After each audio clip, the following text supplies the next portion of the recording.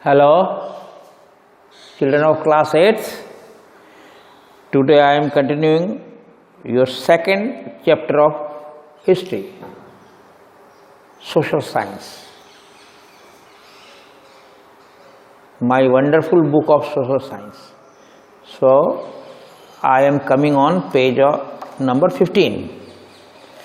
Last time I have left there, by the early 17th century, the Dutch and the French traders also arrived on the scenes.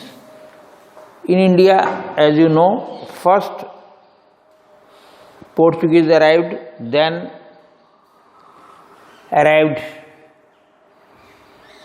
English, Britishers. Then by the early 7th century, Dutch and French traders. Dutch people are the people from Netherlands or Holland, and the French people are from France. So people from the traders from Holland or Netherlands or France, they started arriving here in India. तो वो लोग वहाँ से आने लगे trade करने, व्यापार करने. Now I am continuing the next part. This is a part 2, you may say. The presence of so many companies intensified competition and reduced profits. इतने ज़्यादा होने से कंपनीज कई हो गए. तो आपने सुना ही है, 4 तो हो ही गई. सारी ट्रेडिंग कंपनीज थी, Portuguese, British, Dutch and also French. तो ये आपस में कंपटीशन बढ़ गया कंपनीज के बीच में. आपस में इन लोगों के बीच में काफ़ी ज़्यादा कंपटीशन बढ़ गया. और उससे क्या हुआ, उनके मार्जिन जो है, प्रॉफिट का जो मार्जिन है वो भी कम हो गया. क्योंकि ज़्यादा जब वो होगा, कंपटीशन होगा, तो बट नेचुरल मार्जिन कम होगा. तो आपस में काफ़ी ज़्यादा उनमें प्रतियोगिता होने लगी. And but their margin also reduced. All of them wanted to buy goods at low prices in India and sell them at very high prices elsewhere, particularly in Europe. तो ज़्यादातर सबके सब क्या चाहते हैं, यहाँ पे बहुत कम दाम में मिल जाए. इंडिया से, इंडिया यहाँ उन लोगों ने कॉलोनी बना ली थी, फैक्ट्रीज एस्टेब्लिश कर ली थी. तो इंडिया से कम दाम में चीज़ें मिल जाए और वो जाके बाहर जाके एल्सवेयर, मतलब इंडिया से बाहर जाके, और ख़ासकर यूरोप, वो यूरोप से ही आए थे, अपने दूसरे यूरोप, अपने देश में नहीं हो तो दूसरे देश में जाके, यूरोप में ही, यूरोप में बहुत छोटे छोटे कंट्रीज है, they wanted to sell their goods at high prices there. ज़्यादा कीमत पर वहाँ पर अपने सामान बेचेंगे, जो चीज़ यहाँ से इंडिया से ले जाएंगे. ऐसा उन लोगों की मंशा थी, कम खर्चा करें और ज़्यादा प्रॉफिट कमाएं. लेकिन ऐसा करने में उन लोगों ने बड़ी तिकड़मबाजी की. क्या किया उन लोगों ने, ट्रेडिंग कंपनी ने, the need to secure markets resulted in aggressive wars between the trading companies. तो एक जो मार्केट कैप्चर करने का एक होड़ लग गई थी, तो उससे क्या, यूरोप में मार्केट जहां वो बेच सके माल को, होड़ लग गई. तो आपस में लड़ाइयाँ बढ़ने लगी. ये लोग आपस में लड़ने लगे, यही सारे ट्रेडिंग कंपनीज, जो ब्रिटिश की, पोर्चुगीज़ की, डच की और फ्रेंच की, इनके बीच में लड़ाइयाँ बढ़ने लगी.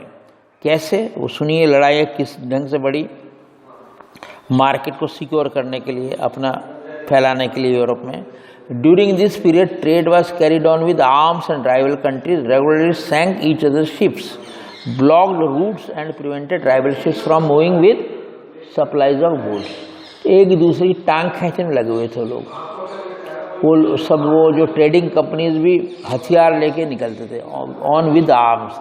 और राइवल कंट्रीज जो अपने उनके जो कंपटीशन में जो कंट्रीज थी, उनके वो नियमित रूप से उनको शिप्स को डुबो देते थे, उनका नुकसान कर देते, उनके जहाज़ों को डुबो देते. उसमें पानी के जहाज़ चलते थे, पानी के जहाज़ों को वो लोग डुबो देते थे, एक कंट्री दूसरे कंट्री के. माना जैसे इंग्लिश लोगों ने, ब्रिटिशर्स ने पोर्चुगीज़ का डुबो दिया, या फ्रेंच लोगों ने डच लोगों का डुबो दिया. तो ये काम ये लोग रेगुलरली करते थे, शिप डुबोने का काम.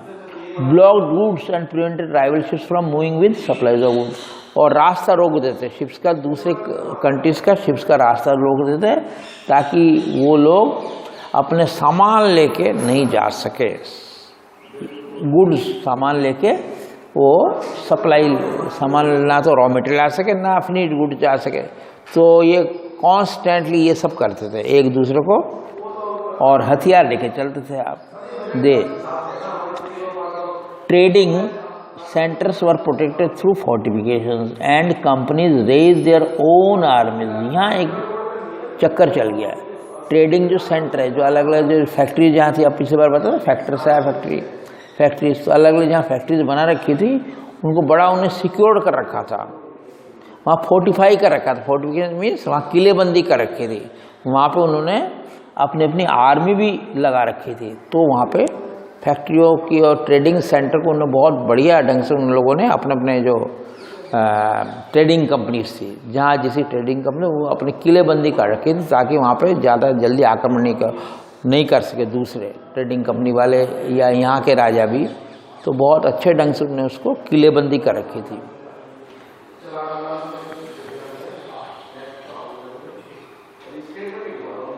इन course of time the Portuguese and Dutch were ousted from the Indian trade.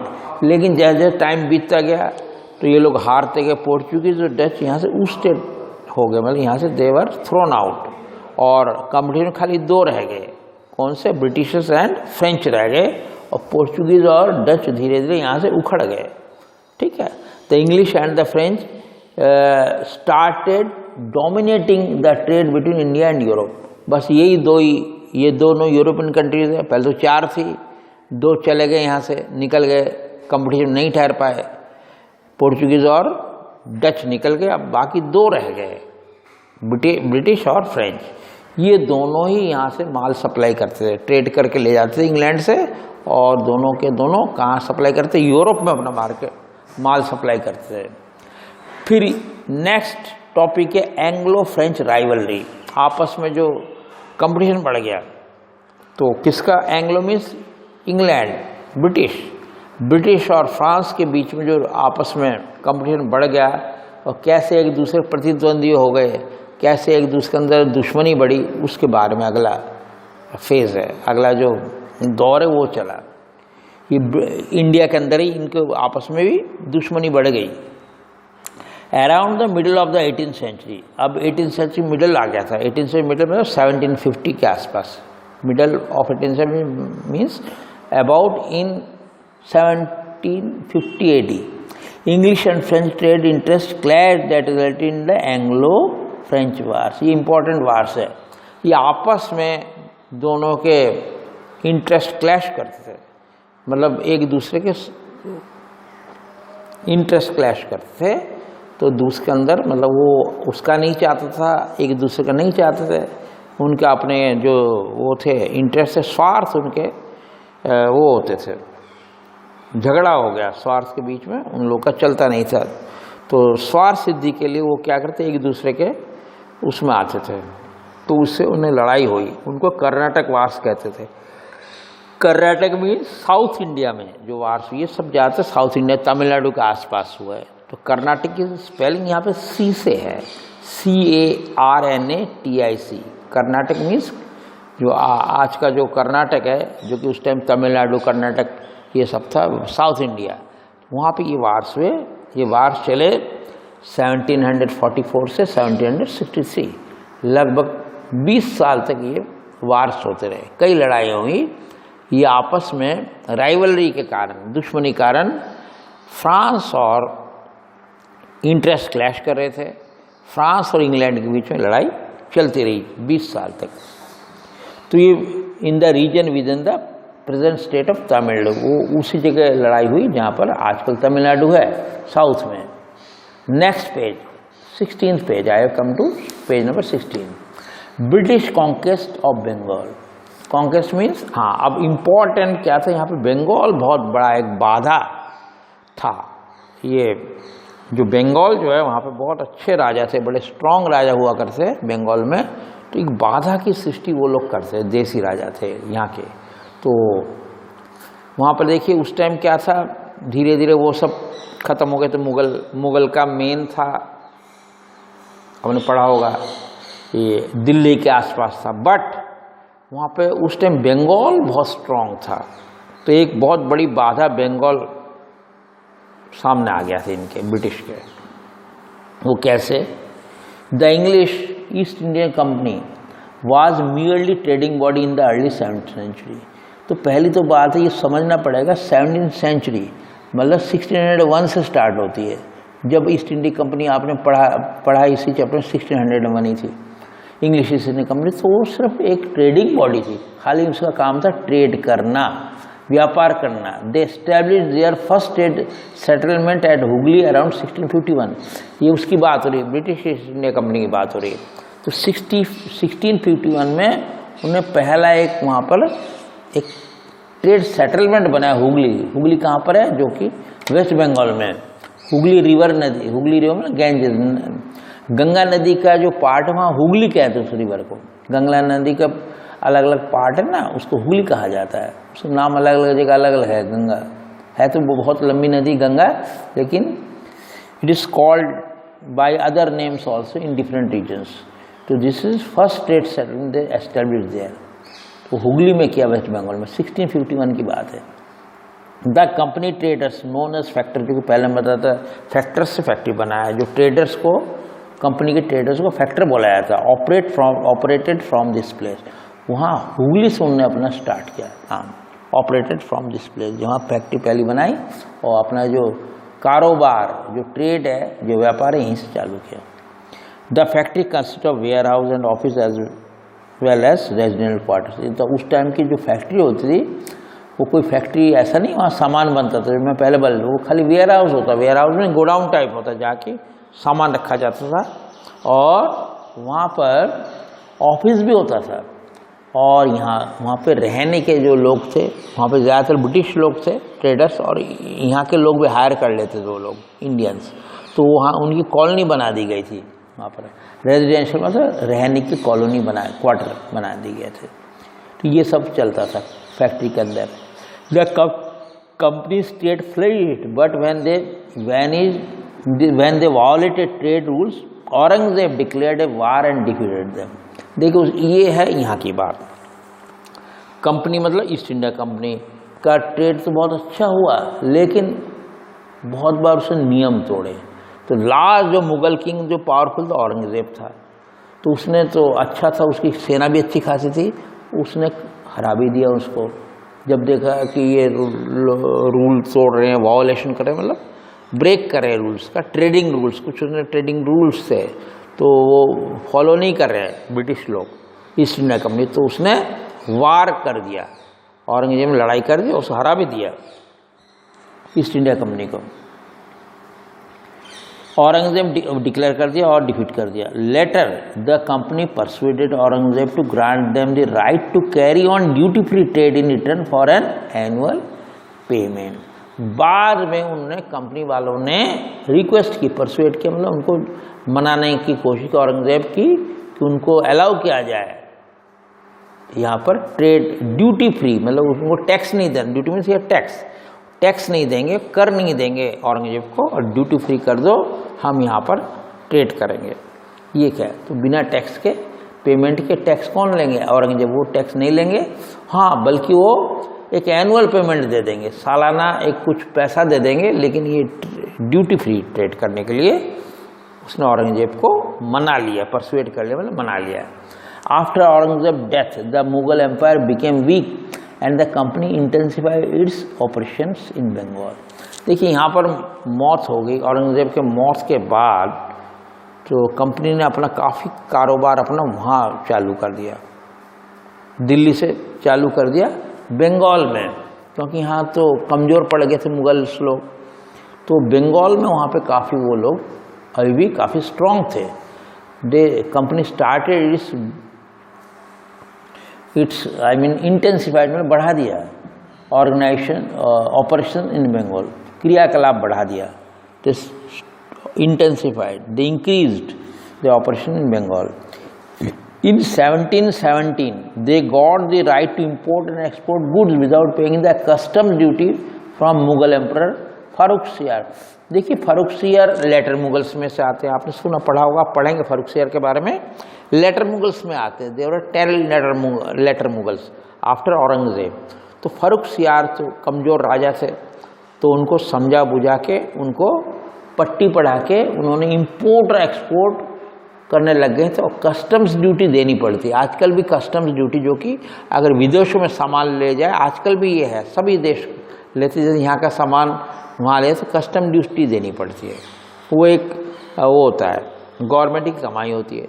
तो उसने मना लिया फर्रुखसियर को, कस्टम ड्यूटी नहीं देंगे हम लोग, हम यहाँ व्यापार करेंगे, वी विल नॉट पे द कस्टम ड्यूटी, ऐसा उसने मना लिया, वो कर हम नहीं देंगे, फर्रुखसियर को मना लिया। However the companies employees misuse this right and carried on illegal private trade for which they did not पे ट्रेड ड्यूटीज। यहाँ तक उन्होंने बड़ा वो कर दिया, घपला किया कंपनी के जो कर्मचारियों ने, उसने ये जो अधिकार है उसका बड़ा गलत उपयोग किया, और उन्होंने गलत जो प्राइवेट ट्रेड भी किया, उन्होंने इलीगल जो कि गैर कानूनी काम भी किया, और उसने बिल्कुल भी ट्रेड ड्यूटीज़ नहीं दी, कर कुछ नहीं दिया। इससे बहुत ज़्यादा घाटा हो गया इसको, आपके यहाँ पर फर्रुखसियर मुगल्स को, राजाओं को। This resulted in enormous loss of revenues for Bengal. और बंगाल में बहुत ही ज़्यादा लॉस हो गया, क्योंकि उसने वहाँ पर फर्रुखसियर ने ग्रांट कर दिया था।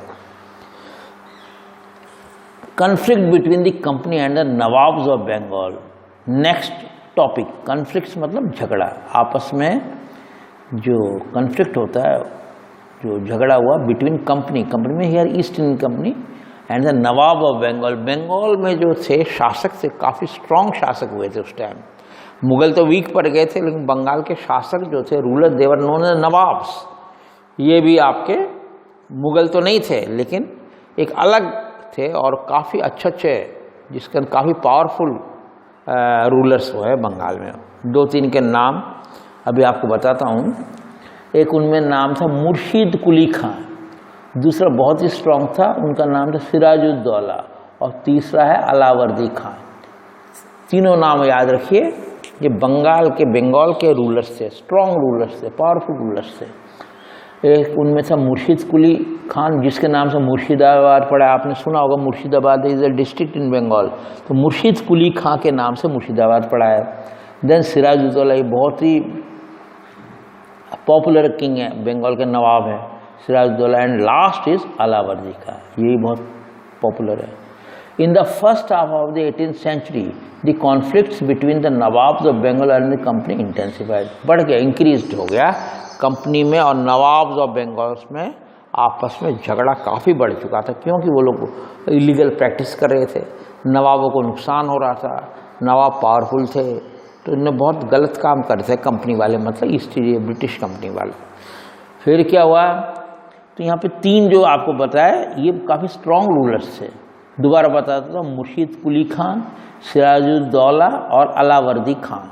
In order to keep a check on activities of the officials of the company, the Nawabs laid down certain conditions which the company had to obey or lose the right to trade in Bengal. फिर ये strong rulers उन्होंने कुछ company के वो लगा दिए, इन लोगों ने कुछ कंपनी को ट्रेड करने के लिए कुछ रूल लगा दिए ऑफिशियल्स को, इनको थोड़ा कंटेन करने के लिए। ज़्यादा वो लोग यहाँ पे ज़्यादा नहीं कर सके, मतलब धोखाबाजी नहीं कर सके, तो इन लोगों ने कुछ उनकी एक्टिविटीज़ को चेक करने के लिए, कंट्रोल करने के लिए, रोकने के लिए, कंपनी वालों की एक्टिविटीज़ को रोकने के लिए नवाब ने कुछ कंडीशंस लगाई विद द कंपनी, जिसको मानना पड़ेगा कंपनी को, नहीं तो उनको खोना पड़ेगा व्यापार करने का अधिकार। तो कुछ कंडीशंस लागू कर दी नवाब्स ने कि भैया तुम्हें इस कंडीशन पे करना पड़ेगा, उसको स्ट्रिक्टली फॉलो करना पड़ेगा कंडीशंस, और नहीं तो आपको छोड़ना पड़ेगा, आपको हम नहीं करने देंगे, कम से कम बंगाल में बिजनेस नहीं करने देंगे, और बहुत नुकसान होता है उससे। This resulted in enormous loss of revenue, गलत मैंने पढ़ दिया, तो यहाँ है इन ऑर्डर क्या हो गया ये, देखिए कौन से थे वो आप देख लिए, ये जो कंडीशंस क्या थी, यहाँ पे 4 कंडीशंस दी हुई है पर्पल कलर में, देखिए अंदर पेज नंबर 16 के बीच में पर्पल कलर है। The officials of the company who are engage in private trade shall pay customs duty और the privilege of duty free trade will be withdrawal all together, ये कहा गया। देखिए ये जो ऑफिशियल्स, जो अफसर लोग हैं कंपनी के, उनको जो प्राइवेट ट्रेड कर रहे हैं उनको कस्टम ड्यूटी देना ही पड़ेगा। तो विदेश में माल ले जाएंगे यूरोप में, तो उनको दे हैव टू पे द कस्टम्स ड्यूटी, जो कर देना पड़ेगा कस्टम्स ड्यूटी। और नहीं तो उनको जो प्रिविलेज जो वो मिला था, यहाँ पे जो एक प्रिविलेज मतलब सुविधा मिली थी ट्रेड करने की, फ्री ट्रेड करने की, वो उनसे अधिकार छीन लिया जाएगा, विड्रॉ कर लिया जाएगा अगर उन्होंने कस्टम ड्यूटी पेमेंट नहीं की। किनको? बंगाल के नवाब को। एक अच्छी कंडीशन थी, इससे क्या नहीं तो बहुत बड़ा नुकसान कर रहे थे लोग, कस्टम ड्यूटी भी नहीं पे कर रहे थे, it was a loss to, और फ्री ट्रेड भी करना चाह रहे थे।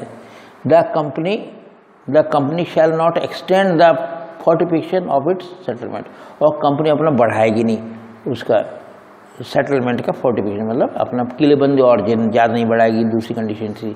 तीसरी condition, nawab forbid the company from minting coins, nawab ने मना कर दिया आप अपना कॉइन नहीं बनाओगे।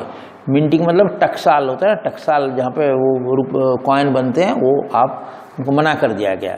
द कंपनी शैल पे larger amount of tribute for the trade concession, company को कुछ ज़्यादा पैसा देना पड़ेगा ट्रेड कंसेशन के लिए, आप कुछ ज़्यादा पैसा चुकाना पड़ेगा, ये कंडीशन रख दी थी। So today I am finished my second part. Tomorrow I will start the third part after following this. Okay? Have a nice day. Goodbye. Have a nice day.